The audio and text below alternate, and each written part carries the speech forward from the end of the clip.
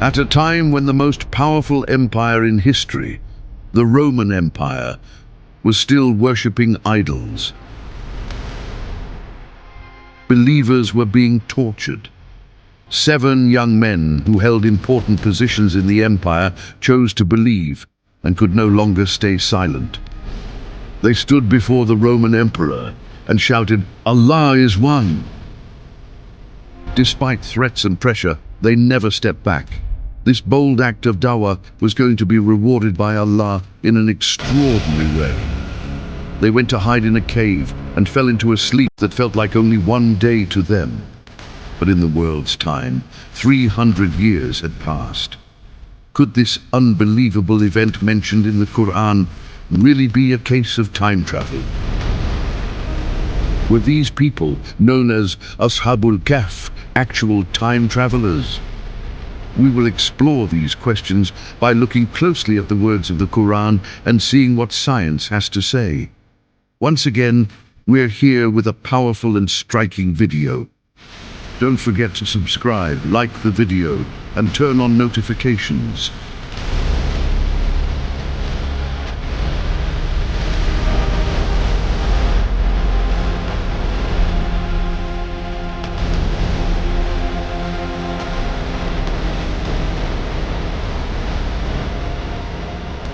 If you are ready, let's begin. What's the longest you've ever slept? 10 hours, 15? But what if you had slept for 300 years? How would you feel when you woke up?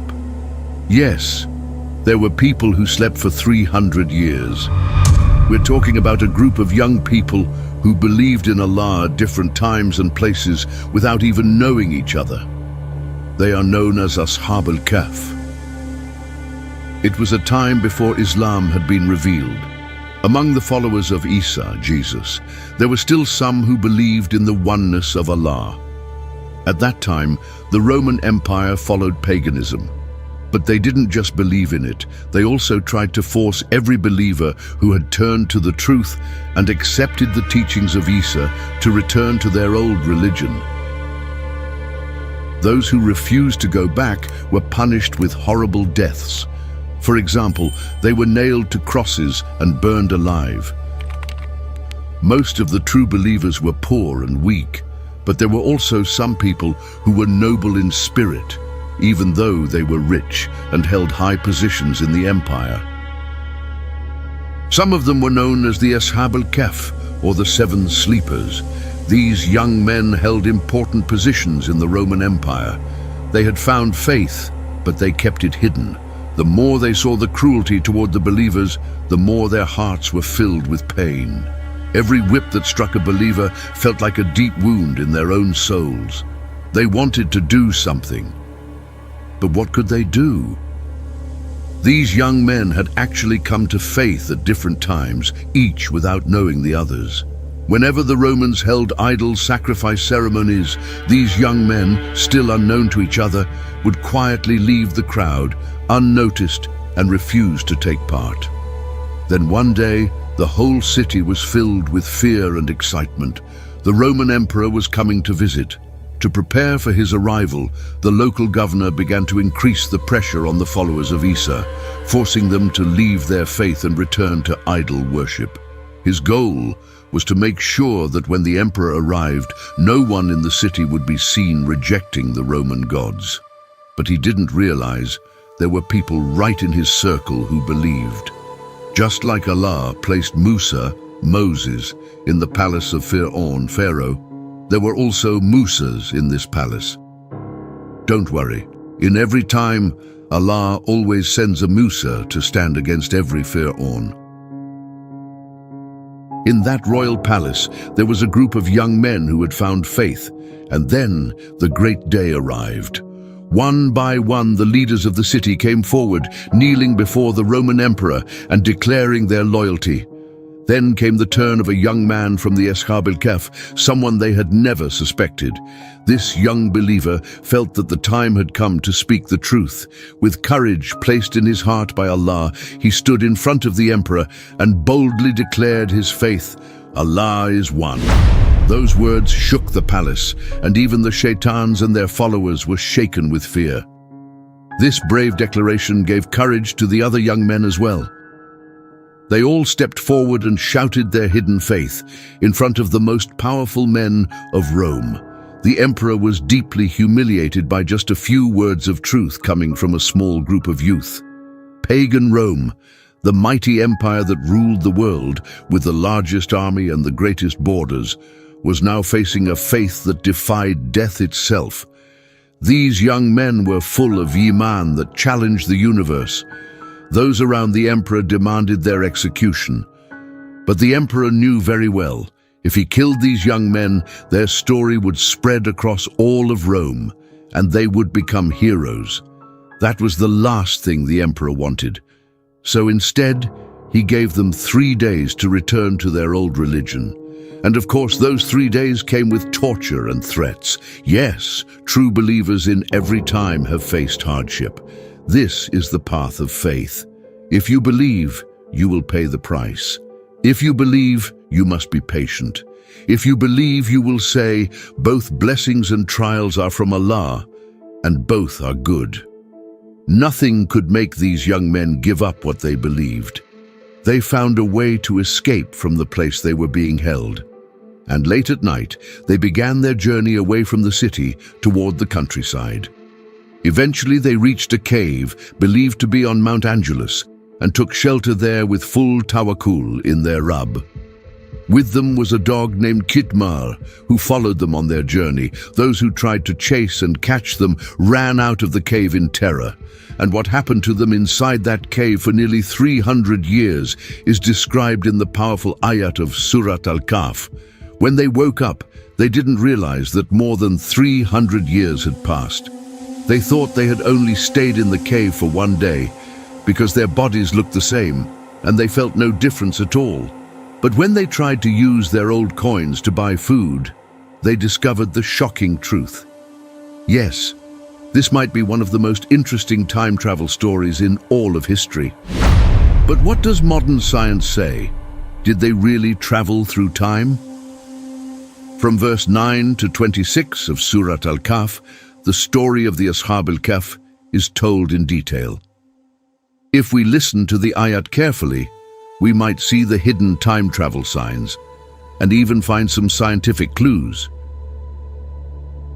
Allah says, "My messenger, do you think the story of the people of the cave and Al-Raqam is something strange? When the young men took shelter in the cave, they said, 'Rabbana, give us mercy from you and guide us to what is right in our situation.' So we sealed their ears in the cave for many years. Then we woke them up to see which of the two groups could better calculate how long they had stayed. We tell you their story with truth. They were young men who believed in their Rabb, and we increased their guidance. O Messenger, if you had seen them in the cave, you would have noticed the sun turning to the right as it rose and to the left as it set, while they lay in a spacious area inside the cave. This is one of the signs of Allah. Whoever Allah guides is truly guided, but whoever He lets go astray, you will never find a friend to guide them. If you had looked at them, you would think they were awake, but they were sleeping. We were turning them to the right and the left. Their dog was lying at the entrance of the cave with its front legs stretched out. If you had seen them, you would have run away in fear, and your heart would be filled with terror. Then we woke them up. They began asking each other, 'How long have we stayed?' One of them said, 'Maybe a day, or less than a day.' Then they said, 'Your Rabb knows best how long we stayed.' They remained in their cave for 300 years, and they added 9 more. Say, Allah knows best how long they stayed. This part contains an important detail about how time is measured. Some scholars say the difference between 300 and 309 years comes from the lunar and solar calendars. According to the lunar calendar, 300 years is equal to about 309 years in the solar calendar. This shows a precise calculation related to the concept of time in this story. Now let's imagine together. 7 young men take shelter in a cave and stay asleep there for 309 years. If time had passed normally for them, they should have aged or even died by the time they woke up. But no. This is where the power of Allah comes in. The ayat suggest that when they woke up, they were still young and able to continue their lives as normal.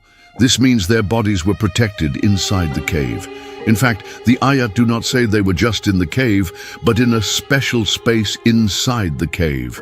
In Surah Al-Kahf, verse 17, it says, "Wahum fa fajwatin minhu," which means they were in a fajwa, a hollow space inside the cave.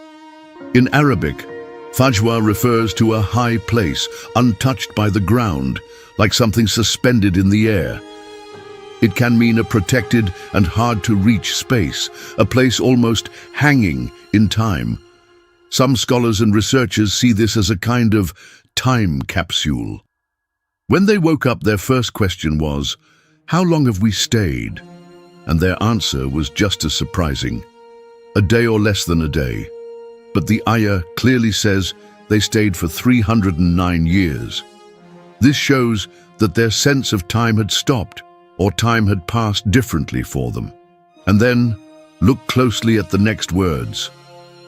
Your Rabb knows best how long you stayed. If the time passed inside the cave was the same as the outside, and Allah already said it was 309 years, then why is there another statement that only Allah truly knows the time? This might mean that there was a second hidden layer of time. It suggests that inside the cave, by the will of Allah, a different dimension of time was operating. For these young men, time may have stopped or moved very slowly. The mysterious language in the ayat pushes the limits of our understanding. While the outside world aged over 309 years, their bodies and minds remained untouched by time. Yes, the ayah clearly says they were in a special space inside the cave. Classic scholars like Ibn Kathir and Al-Tabar explain this word as a deeper part of the cave protected from direct sunlight. Because the sunlight did not reach them directly, their bodies did not decay, either physically or biologically. For them, one day passed, but in our time, it was 309 years. This is actually scientifically possible. If a person stays in a place where time moves slowly, like a spaceship near the speed of light or close to a black hole, only one day might pass for them, while hundreds of years pass in the outside world.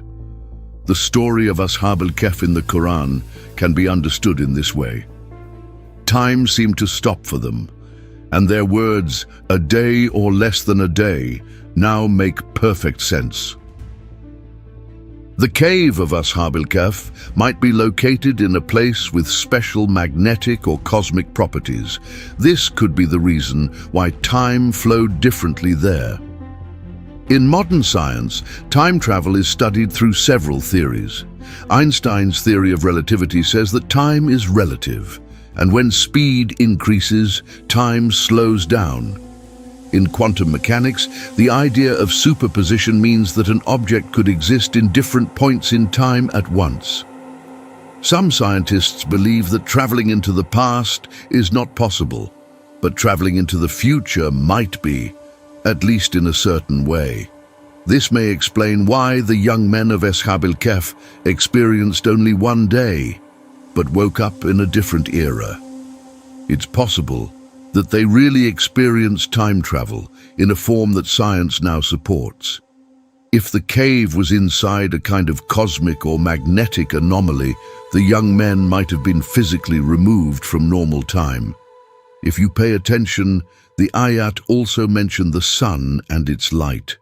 You may know from Einstein's equations that as we get close to the speed of light, time slows down, and at the speed of light, time stops.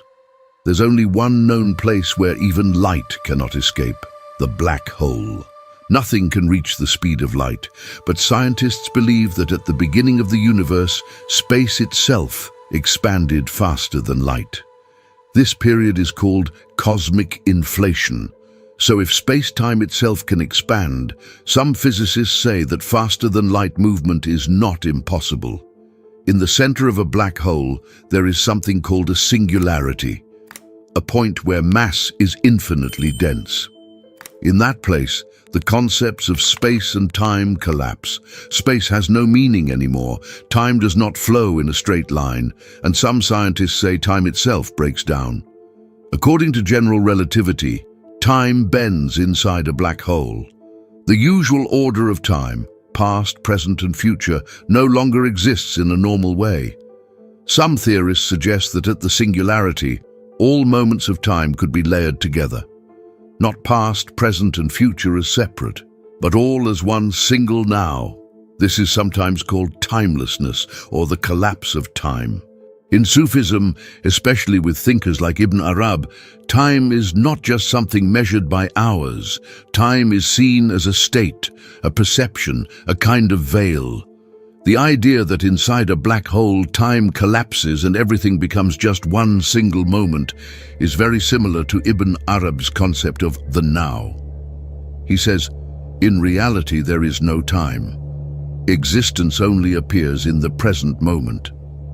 The singularity inside a black hole is actually very close to the Lahut realm in Sufi understanding. In the Alam al-Lahut, there is no space and no time. Everything begins there. But to reach it, one must be willing to lose their self completely. And in Sufism, there is also this belief. With Allah, time is not a thing. He is above time. For him, past, present, and future are all one. Allah sees all times at once, just like he sees this moment. He also sees our future actions and our past, because time is a dimension, and Allah is not inside this dimension. If someone could step outside of time and look at it from the outside, all of time would appear as one single moment. And this, according to science, is possible inside a black hole. Remember, Allah created everything, including black holes. If he gave this ability to something he created, of course, he himself has that power completely. It is amazing that while modern science is still young, Sufism was already offering these deep ideas centuries ago. This shows how rich and deep Islamic knowledge really is. Now let's return to Ashab al-Kahf. They were in a protected space inside the cave, like a kind of capsule, and maybe this capsule was part of their protection. But why does the ayah say, if you had seen them, you would surely run away in fear and be filled with terror? If we would be scared when seeing them, maybe the capsule had to move in some way to slow down time. And to make time move slower, it may have reached incredible speeds. This could have caused strange or frightening changes in their bodies or in the capsule itself. High-speed motion, like in time travel theories, can distort the body. Maybe this explains why the sight of them would have been terrifying. Also, in such a situation, very loud sounds might be created. But the ayah says, we struck their ears and placed a veil. That means they couldn't hear any outside sound, and their consciousness was closed. The same ayah continues, and we turned them to the right and to the left. From this statement, we understand that the young men were constantly turning from side to side. If we remember verse 17 again, it may be pointing to a state where the young men were suspended in a void-like space inside the cave, moving in a continuous and unnatural way. One possible scientific explanation for this is resonance frequency. When a sound wave matches the natural frequency of an object, the object begins to vibrate more strongly. This is called resonance. Interestingly, they discuss how long they had slept and agree a day or less than a day. This means 1 day passed for them, while 300 years passed for us. Now let's look at this from the perspective of light and physics. We know that time stops when traveling at the speed of light, but in this case, time didn't fully stop. A day passed. So their speed must have been less than the speed of light. That's our first clue. According to Einstein's theory, no object with mass can reach the speed of light. But think about a photon, a particle of light. Even if it travels 13 billion light years, from the photon's point of view, it all happens in an instant. No time passes for it. So for a photon, the Big Bang and this very moment are the same now. Isn't that fascinating? And this is not science fiction, it's scientific reality. If Allah gave this power to the light particle, the photon, which in Islam we call nur, then of course he can also give similar abilities to a human being with a ruh, soul, whenever he wishes. If the human body can be protected while reaching very high speeds, then according to Einstein's relativity, time will start to slow down. That's why 309 years could feel like 1 hour, or just 1 day. And when we see them, the scene might be very terrifying, just like the ayah says. All of the expressions in the ayat strongly match what we know as time travel. Later, after this miracle, they were awakened, and one of them went to the city to buy some food. It was at this point that they began to realize they had traveled in time and were now in a different age. This realization came slowly and shockingly. After this miracle was shown to the people by Allah, it is said that the young men passed away. Because the coins they carried were very old, the people of the city understood that these young men were not from their time. Now ask yourself, why did Allah tell us this miraculous story in the Quran? The answer lies in the context. What was happening at the time these ayat were revealed? The pagan leaders of Makkah used to mock and harm the Prophet sallallahu alaihi wasallam. When he told people about the stories of past nations, they would sit nearby and say to the Quraysh, "By Allah, we can tell you more interesting and fun stories than this." To challenge the Prophet, the people of Makkah sent one of their men to the scholars in Medina, saying, "You are people of knowledge, we cannot read or write. Muhammad sallallahu alaihi wasallam says he is a prophet. How can we know if his claim is true?" They replied, "Ask him 3 things, about the young men who disappeared into a cave long ago, about the man who traveled from the Far East to the Far West, and about the ruh, the soul. If he can answer these, then he is truly a prophet. If not, then he is not who he says he is." The man they sent was a disbeliever named Nadir.